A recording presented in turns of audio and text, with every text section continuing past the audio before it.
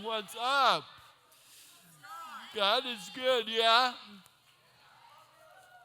God's kingdom work is what is to be continued, right? Because tomorrow, what happens? You leave. And where do you go? Okay, so when you go home, guess what happens? Yeah, it's true. You do chores. You have to get ready for school. Wait, you have another month, right? Or you talk to your parents. So you get better sleep. So here you go, okay? So when you go home, this is what happens. You're gonna go back and everything's gonna be the way you left it. It's waiting for you. The things that you left behind to come here, maybe your fears, maybe your problems, maybe your trials, they're waiting for you when you get back. But maybe, perhaps, something has changed in your soul this week. Maybe this week, God has given you a different perspective so that you can take that knowledge and that wisdom and that change of heart and go back to what you left off and look at it differently. So here's a picture of me, and I'm a senior in high school. I'm in a wheelchair, right? I'm wearing a tuxedo. I'm getting ready for the prom. I felt unlovable. I felt worthless. I felt ugly when I was in that wheelchair. I felt like nobody cared about me. And then a friend of mine named Angie, who by the way is gorgeous, asked me to go to the prom with her. And at first I was shocked. Why would a pretty girl want to ask me to go? I'm in a wheelchair. And my first response here was, no, I'm not going. Because I was afraid. And she encouraged me to go. I went. She loved Jesus. I couldn't dance in a wheelchair. I still can't dance standing up. I'm horrible at it. But at the prom, she would wheel my wheelchair out on the dance floor, and she would rock it back and forth. She had guns. She was so muscular. She would pop wheelies. We would do 360s. It was amazing. You get to be that kind of friend when you go back. In that wheelchair, I couldn't do anything. I can't dress myself. I can't bathe myself. Needed help getting into bed, needed help getting up out of bed. I had a friend, his name is Dale. He's still my friend, by the way. Now, I didn't have a friend, I have a friend, but way back when, Dale he still does. I'd like to, we are both have disabilities so we can both tease each other. He has little arms of both sides to about your elbow. And on these ends of these little arms, he has little hands. And he has about 3 fingers on each end. Okay? Dale's legs were turned in like this. And he walked a little bit like me, but he walks better than I walk. He drove a Ford pickup truck that was a stick shift. And he would scoot his seat up really close to the steering wheel so that his little hands and arms could reach the steering wheel, and it would be like he was hugging it. And as he was driving along, you would think the transmission would fall on the road because the engine was grinding. Shift down, shift. He would reach over with the short arm shift, and off we'd go. There wasn't a whole lot we could do when I was this sick. So one day, Joe comes over to where I am, and my parents put me into the passenger seat of his truck, and we go for a drive. And that's how we hung out. And one day, we're off in a drive, and we're over at where my great aunt lives, and 3 blocks away than my grandparents. And my parents say, when you come back with Chris, he will be at one place, we will be at one place or the other. Come get us, Dale, and we will help you put Chris back into his wheelchair. Okay, not a problem. So now I go off for a drive. We're out for probably an hour and a half. And now it's getting a little bit later. So Dale decides to take me back to where everybody is. And he pulls up into my great aunt's driveway. He gets out of the truck and goes to the door. No one's home. They're all over at Grandma and Grandpa's, which is 3 blocks away. So Dale comes to my door, the passenger side, and he looks at me and he goes, I got this, Chris. And I said, you got what?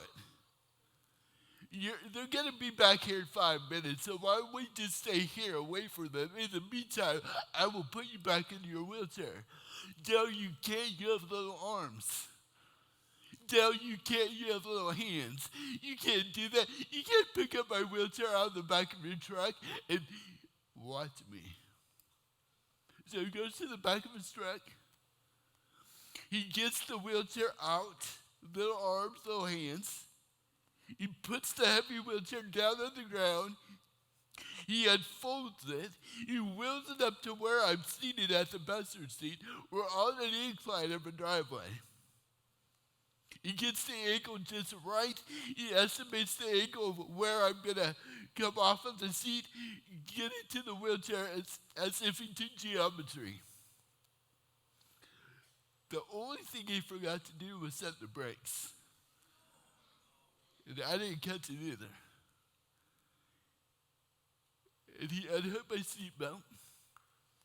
And he's really encouraged. We got this because we can conquer this together. That's what friends are for. I don't know. We got this. I'm going to count to 3. I'm going to swing your legs off over to the side so that you're sitting sideways in the passenger seat. On 3, and when you slide off, you will fall on your feet, and then you will kind of fall towards me, and I will catch you. I got this. And I will put you in the wheelchair. Scary. He looks at me. 1, 2, 3. I slide off the seat, and sure enough, I land on my feet and I fall forward because of the momentum. He catches me with his little arms, little hands, and we're hugging each other. And now he pivots, and he goes to set me into the wheelchair, and because the brakes are not set, the wheelchair rolls out into the middle of the street and stops. And now my friend Dell and I were stuck. Are we going to go up, or are we going to go down? And Dell's freaking out. What are we going to do? What are we going to do? I'm like, Dell, take a pill. It's okay. I'm not dying. Just lay me in the driveway. Go get my parents. They'll run back. They'll help you. It's not a big deal. Are you sure? Yeah, I'm sure. He puts me in the driveway. He lays me there, and he just runs 3 blocks to go get my mom and dad. So here I am in the middle of this scene. I'm laying with my head facing the street. I'm on an incline. I'm getting a major headrest. And I'm all by myself. My great aunt and my grandma and grandpa live in a retirement community. Not much goes on there. And as I'm laying there, there's an old man and he's walking a Great Dane. He's about 80 years old. And he comes across my wheelchair in the middle of the street, and he looks at me in the driveway, and he does this and this, this and this, and he puts 2 and 2 together, and he goes, can I help you, young man? I said, oh, no, sir, that's okay. I took one look at him, and I'm like, if you try to lift me up, it's going to be a heart attack. It's not going to be good. You're going to die. No, I'm good. So I said, oh, that's okay, sir. I'm just checking the oil. And his dog licks the yeast out of his hand. This Great Dane starts to run towards me. Slobber all over. And he comes up, and you know when a dog starts to sniff? That's not a good sign. And he lifts his leg over me. I'm just kidding. That did not happen. But I love that story about Dale. Because so many times I feel like in life, we think that we can fall into something that's going to catch us. And when you go back home, you're going to go back to your old ways. And I don't want you to rely on something that you think is going to catch you. It can be a different truth that you think, or maybe it's another friend that's going to steer you wayward from what happened this week here at Mix. The story's about Elijah, right? Not tonight. The story is about Elisha, the man that God appointed after Elijah to do great works. Why? Because God's kingdom work, it's always to be continued. It's always a story. Here's some more pictures of me here. Here's a picture of me when I think I was about 1 year old. Can you see that over there? Here's another picture of me. Bushy hair. I kind of like that look. Surfer kid. Hey, what's up? I'm in 5th grade. Next picture's this. That's 6th grade. Next. Okay, see how my head is kind of cockeyed? That's my freshman year, and I'm scared to death. It don't look like anybody else. There's me with a perm. In a wheelchair. That's me at Wheelchair Olympics. I sat in a motorized wheelchair for a couple years. If you never ridden a motorized wheelchair, do, because they're a blast. And that's me at a swim meet. And I'll talk about that a little bit later in our message today. But look at all those pictures that I just showed you. Look at all these TV screens that you've seen all week long. There's 8 of them. And as we've done worship this week, there's different moving pictures on each one of them. And sometimes they're the same picture, but sometimes they're different pictures. And if you think about it, that's your life story, student. Every angle of a TV screen has a different perspective. But it all leads to God's truth in your life. It all leads to his story and what he's doing in your life. Why? Because God's kingdom work is always to be continued. In 2 Kings chapter 2, verse 11, it says this.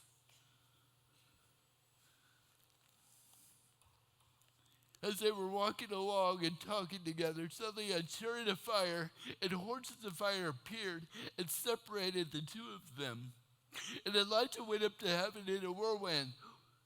Elisha saw this and cried out, my father, the chariots and the horsemen of Israel. And Elisha saw him no more. Then he took hold of his garment and tore it in two. I feel like this week is a whirlwind. Because a lot about this week has gone by. It seems so fast. It seems like yesterday you just got here. And now, tomorrow, you leave to go home because the story of God in you is always to be continued.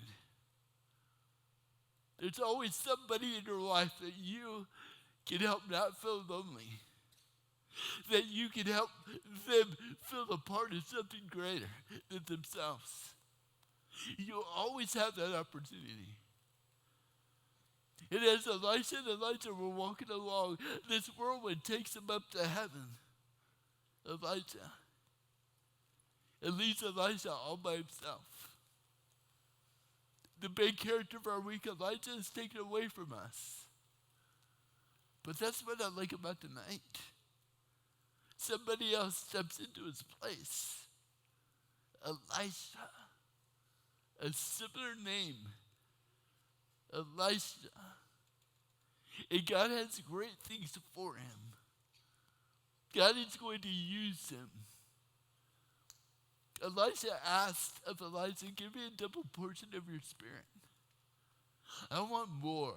I don't want to be better than you, but I want God's story in me and my life with what he has for me. I want it to be powerful.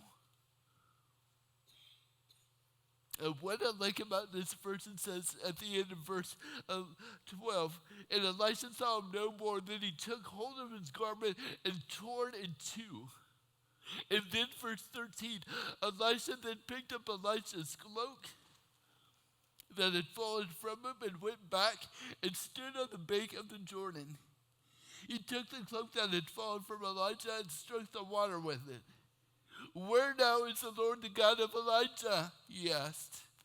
When he struck the water, it divided to the right and to the left, and he crossed over. He tore his garment, but what did he do? He picked up something else, from a garment to a cloak.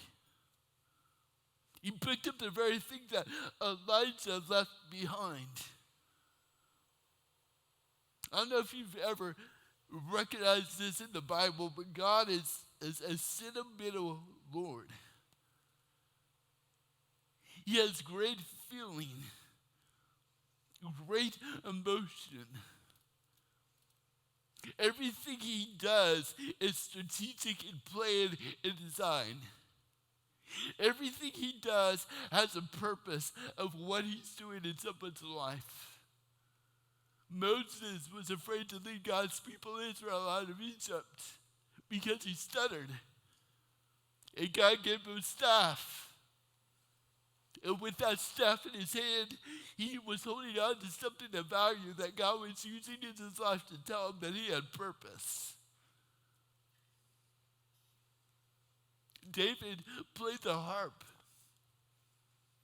in front of a king, in front of King Saul. And at that moment when he played the harp in front of King Saul, he was just a shepherd boy. He probably thought that he was the least of these. But God used his talent for something greater later in life when he became king of Israel. The Apostle Paul in the New Testament had a thorn. We don't know exactly what this thorn is, but he pleaded with the Lord, "Take it away from me." And God said, "I will not, because my power is made perfect when you are weak." And Paul declared after that fact, "Therefore I will boast all the more in my weaknesses, because Christ's power is on me." I never thought I would ever walk again. And I told the Lord this: "Lord, I don't like being in a wheelchair, but I'm sick of being bitter. I'm sick and tired of being in a cave and being stuck there. I want to stand at the mouth of my cave, the source of it, and I want to acknowledge my fears to you," what we looked at last night. If you have me sit in a wheelchair for the rest of my life, I won't like it, but I'll accept it, because I trust that you have something greater for me. And God did. I got involved in swimming, of all things. My muscle and nerve disease is so rare, I've not met anyone with it to this day. So the doctors didn't know what they were doing. So I got involved in swimming, not because I thought it would do anything. I just wanted to be with other people who had disabilities. They could relate to me, my loneliness, my helplessness. And I started out in a life vest. And they put a life jacket on me, and they floated on my back for about 6 months. And I had 2 assistants that would get in with me, and they would stretch my arms and my legs, and for 6 months, that was the extent of my whole workout. I couldn't do anything else. And then after 6 months, I managed to start moving my arms a little bit, so I started to propel myself on my back, and now I was doing laps across this Olympic-sized pool. Slow, but sure. And then at one point, I got really comfortable with the backstroke, that I was kind of overconfident. I got this. Why I said that? Because I had a life vest on. I wasn't going anywhere. I'm Mr. Big Man on campus. Look at me. And then my teacher jumped in one day, swam up to me. You know when you're on your back and your mouth is open and someone swims up to where you are and they create this wake, and if your mouth is open, you swallow the water. Get away from me, I said. You have cuties, go back over there. What are you doing out here? And she said, today's the day. Today's the day for what? I'm swimming. She goes, today's the day. I'm going to take the life vest off of you and teach you to swim like you could when you were little. I heard her. I heard it. I heard you. I'm not listening. Just keep swimming. Just keep swimming. And I stopped and I said, today is not that day. And I kept going. And she said, why not? Because I'm afraid. I'm afraid that when you take that life jacket off of me, I don't know what's going to happen, and it scares me. But you got this, Chris. You got this. And they took the life vest off of me, and they taught me to swim like I could when I was little. So I was in swimming for 2.5 years. And eventually they stood me up in the water and they started to hold my arms out in front of me and started to get me to move my waist and get that movement going. And after about 2.5 years, I started taking steps in the water. And when you're in the water, you don't find against gravity. So taking those swimming lessons was very therapeutic. So I started to walk in the water, not on the water, but in the water. And I started to walk and take steps. And eventually when I was outside of the water, if people held on to me, I was able to manage to move my legs. And that's how I started to walk, and I've been walking ever since. And I thought everything in my life was great. I thought everything was well. I went off to college. I pursued degrees. I thought all this life was about me still. I was so selfish. And one night I'm in my dorm room at my college. I'm 25 years old. I live in a dorm filled with 18-year-old freshmen. I was behind in life, but I wanted to experience dreams. So I wanted to experience dorm life, even though I was way old for it. And one night I'm in my dorm room, I get a massive stomach cramp that would not ever go away. It caused me to scream. I'm not a screamer. And the person next door to me, we shared a bathroom, but we had our own bedroom. He got up and came over to see what was wrong. He rushed me to the emergency room. They put me on a cold steel gurney. They took x-rays of my stomach to see what was causing the pain.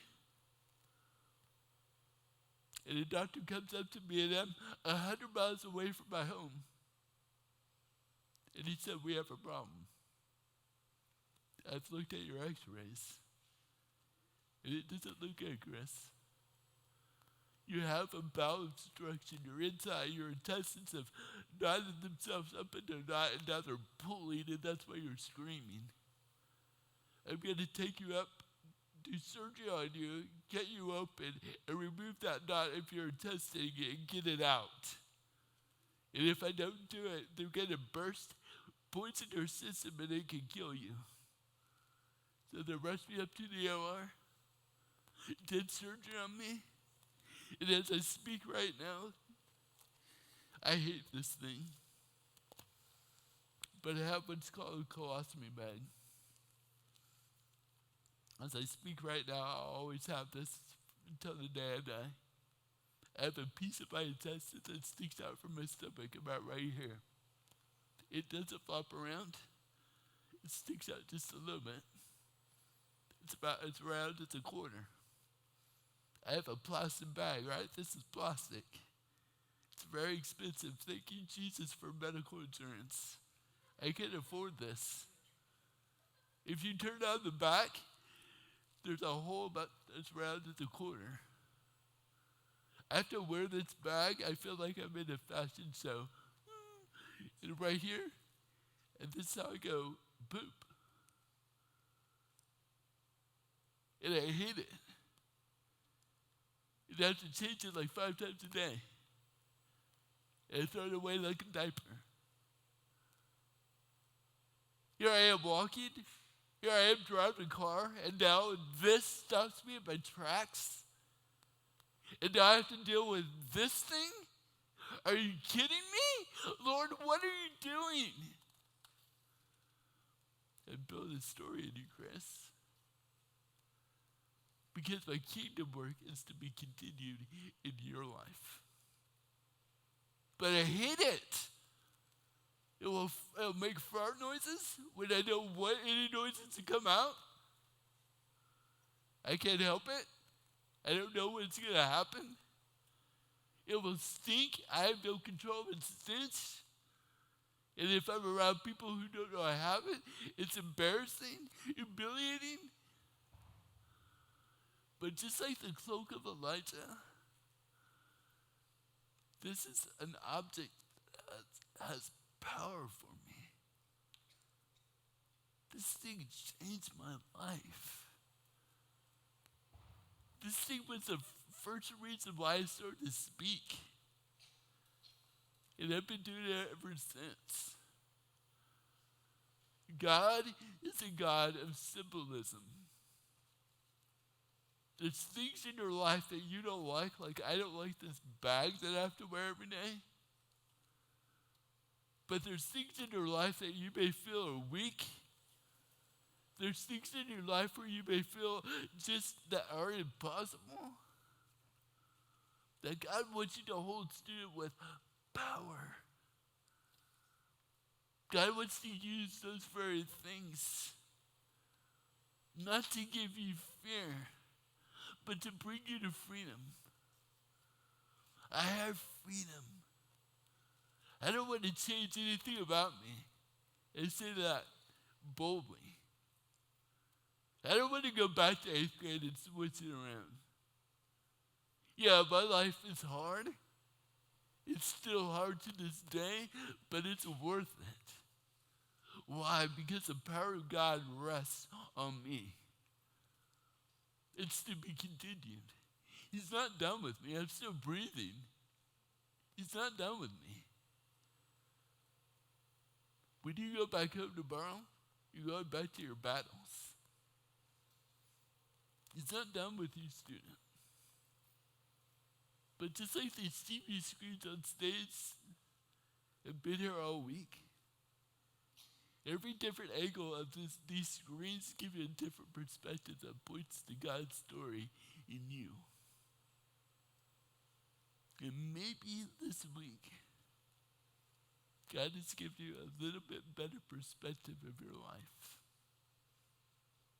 And maybe this week you can be an Elisha because God wants to give you a double portion of His Spirit. 2 Timothy 1:7 says, "For God did not give you a spirit of timidity, but one of power, of love, and of self-discipline." That's what I want to encourage you with tonight. You get to go back. You get to go back changed. You get to go back with a new hope. You get to go back with a different purpose. Because, student, God wants you to realize how much value you have to Him. And He wants to use those things in your life that you think are ugly to show you His power and story through your being. So, Lord, thank you for tonight. God, thank you for these students. God's kingdom work is to be continued. And Lord, these students go home tomorrow, and they're not done with them. And Lord, I ask that you would use their lives as pieces of value. Things of brokenness about their life, or things about their circumstances that they just don't understand. That, Lord, even now as I speak these words, you are whispering to them with a gentle whisper about the purpose that those things have in their lives. God, I pray that they would continue to reach out to those around them show them that they also are not alone. Continue your story in each one of us, because it's to be continued. In Jesus' name I pray.